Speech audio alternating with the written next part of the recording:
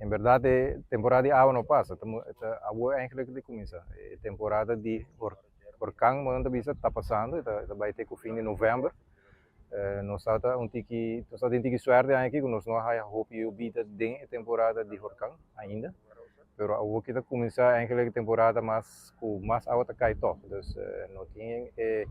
não tem bisa medo de vento duro não, pero a água também nós conhecemos de outubro eigenlijk novembro, dezembro, januário, a água que chove toda noite, caso toda noite botou a água chove.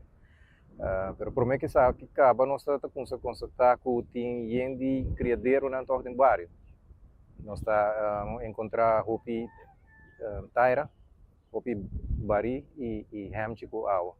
Vocês aqui não está ainda não coletar água, ora água te chove, pero sem um motivo é incrível, porque se botar coletar água para matar, me quer tempo água e o último será usar não acaba. Pero nós encontrar isso aqui não ainda coletar água e não ter lá água que está parando, isso aqui está trazendo problema de sangura, não solamente para cas, pero também para a vizinha não e tem viaja se botar baril para afetar bairro completo. E nós temos agora que nós cerca de South América, que toch ainda queda com problema de transmissão de dengue, chikungunya, zika, até yellow fever.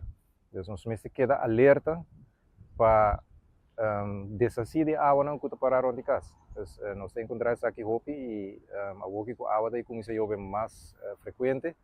Nós está primeira que também tem mais moléstia de sangura e com a possibilidade que botar mais outbreak de dengue ou outra maleza.